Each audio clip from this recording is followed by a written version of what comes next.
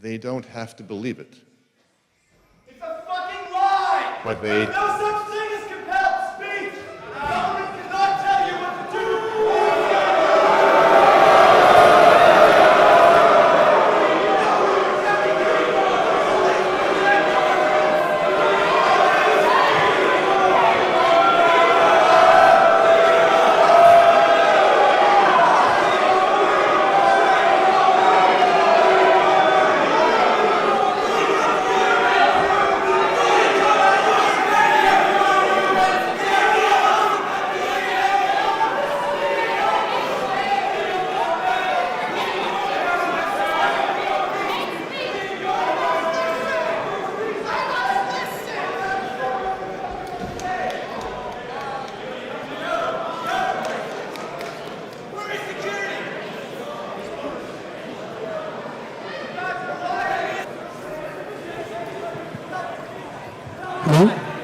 That's pure narcissism at work, by the way.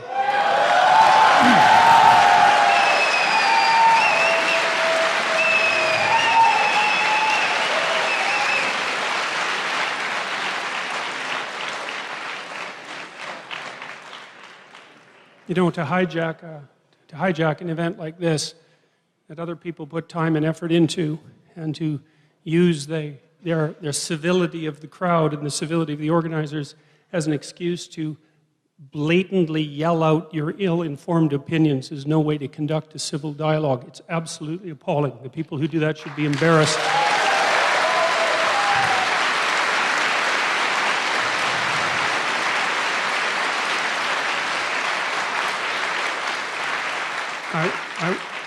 Yes, I would also say that as students and as faculty members, you shouldn't put up with it. There's no way that you should allow people who are doing this to hijack your educational opportunities and to bend and twist the functions and the structures of the university. It's not a good thing, not in any way at all.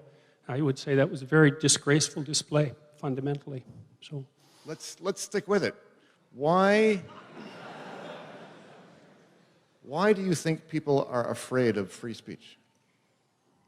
Well, you know, people develop an ideological view of the world because they don't want to think through things in real detail, and they're aided and abetted in that endeavor by their pathological professors who are feeding them, what would I say, an oversimplified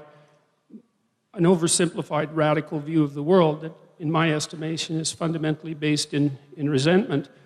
Not that there's no reason for, say, a left-wing view of the world, and we can get to that later.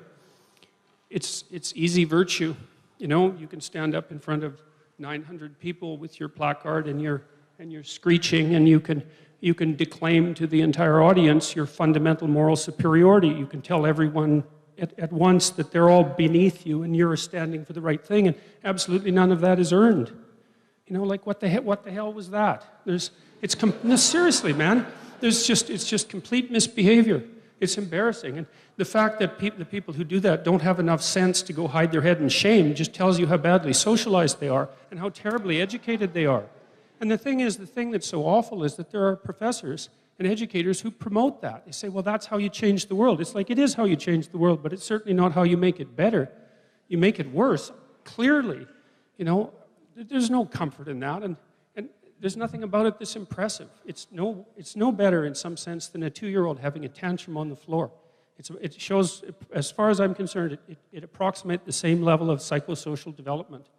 So when the fact that this is happening continually at universities it truly makes me embarrassed to be associated with the university. And I say that with great displeasure because, you know, I've been working for great universities for a very long time, and the university is an absolutely remarkable institution. You know, it's survived for 1,000 years, and to see it brought down by people whose behavior would be out of place at a 4-year-old's birthday party is something abysmal to behold.